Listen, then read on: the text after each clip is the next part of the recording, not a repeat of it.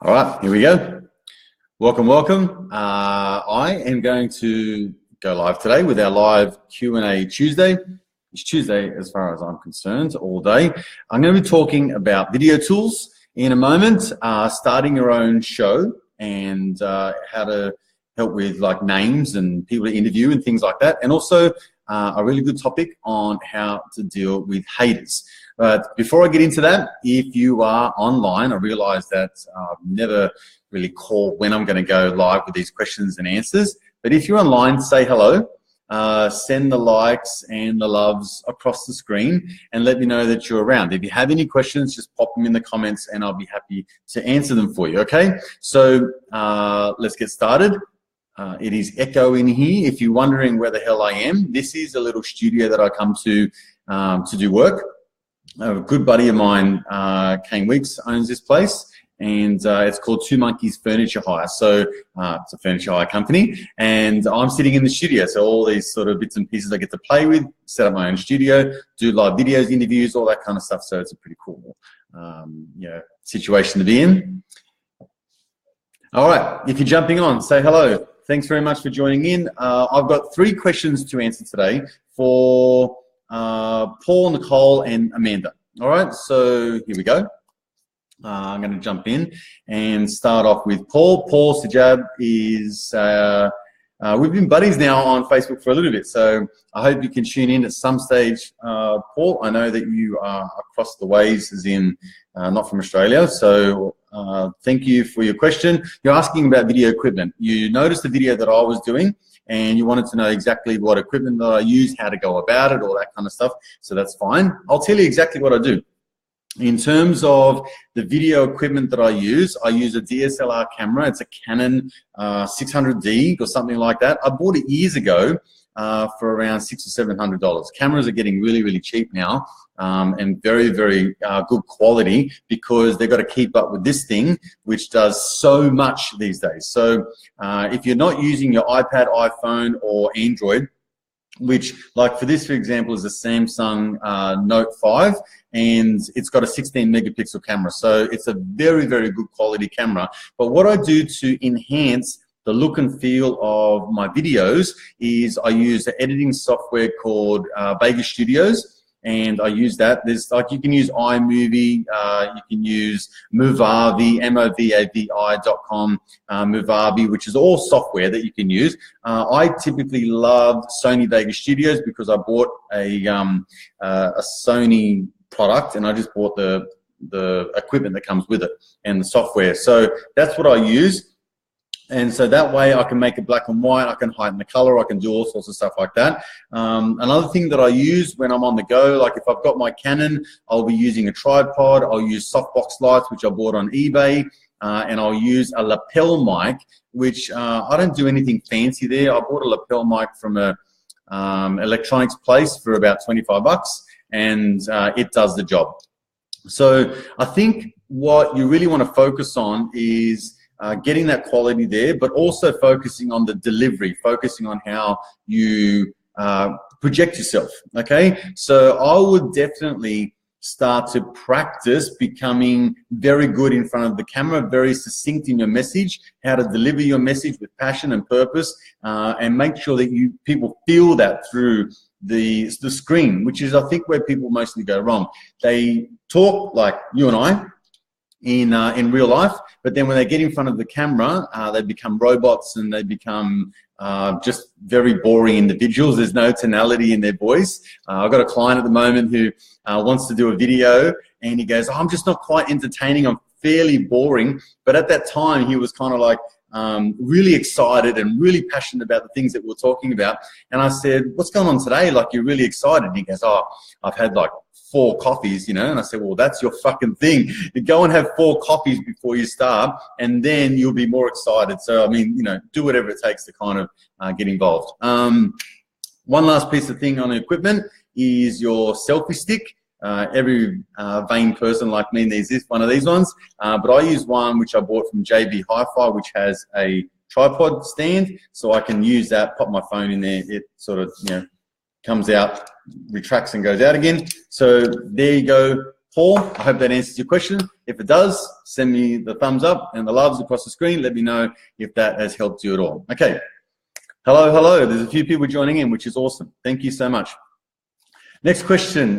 Nicole Ivans is in part of my social media breakthrough group. So Nicole wants to start a new weekly show for parents. What's the best way to come up with a name? The best way to find experts to interview? So thank you, Nicole, for your question. I come up with a show, as you know, called Life Lessons TV. The way that I come up with Life Lessons TV is because I target entrepreneurs and business owners around, you know, what to do with their business, what to do with life, all that kind of stuff. But I guess I come up with the name of Life Lessons simply because there's a lot more to business than just running a business or just doing marketing and social media. I didn't want to pigeonhole myself as the social media guy, the marketing guy, because I know as a husband, as a father of 3 kids, there's just a lot of other stuff that goes on. So if I spoke to the challenges that people have to overcome in order to be the business person or businessman or woman and really dominate in their world, then I would have to overcome the challenges and speak to life's problems. So I called it Life Lessons. That's what I speak to most. If I can inspire, if I can move, if I can help people in their minds, if I can help their mindset go forward and push through tough times,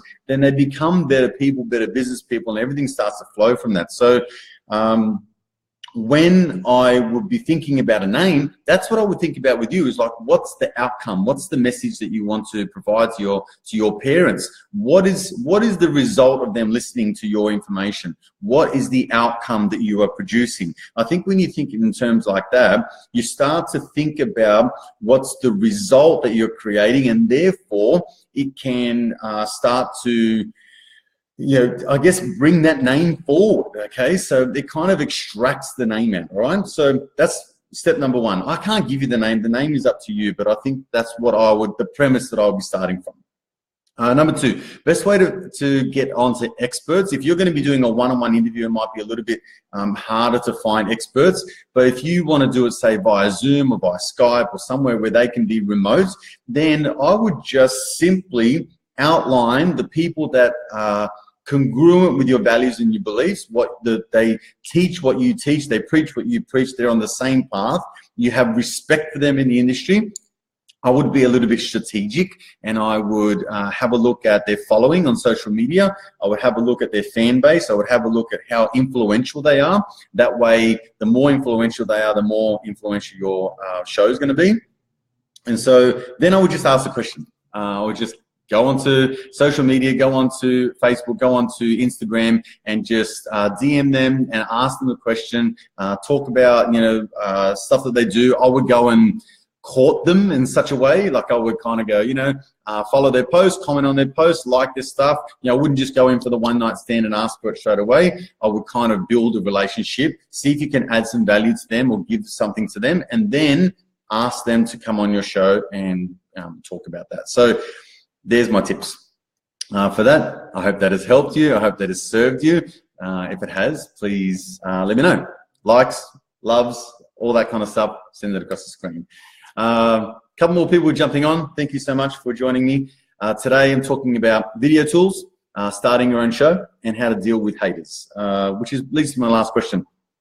Amanda, good friend of mine, Amanda, has asked, what do you do with people that don't accept you for who you are, that just basically hate on you for whatever reason? How do you deal with negativity? How do you deal with the same spiteful things as what she says here? Do you release the trigger? That's some training that I do with a good buddy of mine, Scott Franklin, where we release negative emotions. We talk about values and beliefs and aligning your life with that, so you have more health, wealth, happiness, harmony, all that kind of jazz. So she goes on to say, what do you say to yourself when you're over it? Why do people want to tear you down? And what's your motto for dealing with people like, I'm over this, okay? So, man, really, really good question. Really, really tough question to answer, but I'll do my absolute best. Here's my thing. people reject what's different. So when you think about it in terms of, I don't understand you, I don't get you, you're different from me, then some people just reject that other person. Okay, so they'll be haters. You know, they'll think of ways where they can, you know, bring you down or cast an opinion. They're like, let's be honest, there's a lot of people that can be judgmental, but there's also another thing they do. If they cut you down and they want to bring you within to their group. So when I feel like, for me personally, if I'm experiencing that type of thing, there's a level of indifference, there's a level of threat. There's something that people just won't accept the way I am. And the way I am, to me personally, is like quite different to a lot of people. So I don't follow the norm. I do whatever the hell I want, which is a large part of my values, right? Is to not be controlled, to have choices, to have freedom. So they're my values, and that's why I live my life congruent to those. It wasn't always the case. I did what my dad said to do, and, you know, go and get that kind of job, what he recommended. So over the time, I've come to know myself, which leads me to a good point. What I would do is yes, I would release those negative emotions. I would release the triggers, the buttons that people are pushing. I would reflect within yourself to ask yourself, are you living in congruency with your values and beliefs? Like, are you on track with that? The reason why I ask that is because when things show up in your life, they're either, to me, it's a lesson to be learned, and it's a test of how well you are living in congruent with your values and beliefs, how well you're living up to your brochure. So life will always send a test to make sure that you are living up to your brochure. And that's what I would ask myself internally, my authentic self. Am I living congruently with my values and beliefs? Am I doing that in my marriage? Am I doing that in my relationship? Am I that way with my friends and family? Am I that way with my kids? Am I doing things that are aligning myself with those goals, those missions, the purpose, the values, what lights me up? Am I allowing that to show up more in my life?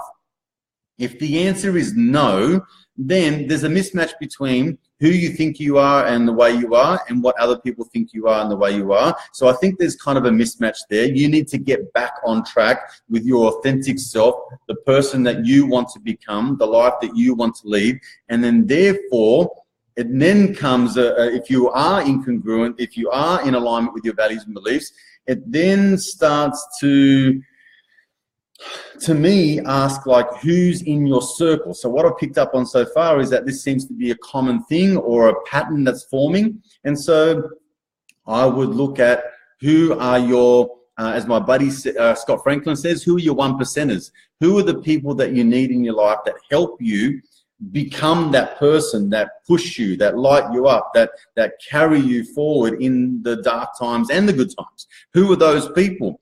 And really stick by that herd. So when people are rejecting you, when people are trying to bring you down to their level, that's kind of like the herd mentality. So it's very fucking wise to choose the right herd to be around, right? Does that make sense? It's like you want to choose your herd very wisely, very carefully. So make sure that if they're in your life and you want them to be in their support of your values and your missions and your beliefs, then keep them there. But if they're not, then I would let them go. This to me has been a hard battle in some cases. So from personal experience, some of those people have been family members. One of them is my fucking dad, right? So like, tough decision.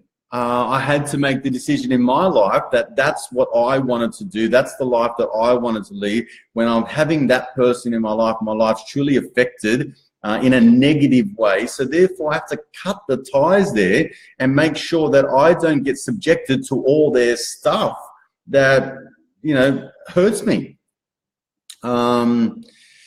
Yeah, this is like one of life's tough decisions. It's hard with husbands and wives. You know, you have to have that conversation, that critical conversation. Are you meeting my values? Am I meeting yours? Are we prepared to meet each other's? You know, or are we destined for failure here? Because if I'm not willing to meet your values, your needs are my needs, and my needs are your needs, if we're not willing to meet each other there's going to be conflict. There's going to be problems. we may result in splitting apart. That may be the best thing. It might be the ugliest thing. It might be the most painful thing, but it might be the best if we're not willing to be together. But if we are, then let's understand each other. You are serving me in my needs. I'm serving you in your needs. This goes with friends. This goes with wives. This goes with husbands. This goes with family members. This goes with business partners, with staff, employees, your kids, for heaven's sakes. You know, like, if you know the value of your children, if you know what lights them up, and you serve them the way they feel loved, and they knew yours and they served you, then it would create a happier, harmonious life. Okay, so in a long way, long-winded fashion, there's many facets and many answers to this and many ways of going about things. You need to come from your authentic self 100% of the time, and I believe that you have the ability to tune into that. And you have to, I guess, discern whether that is your true authentic self or whether that is something that your ego is masking as right or wrong. So when I trust my gut, when I trust my authentic self, it always knows the answer. It's never wrong.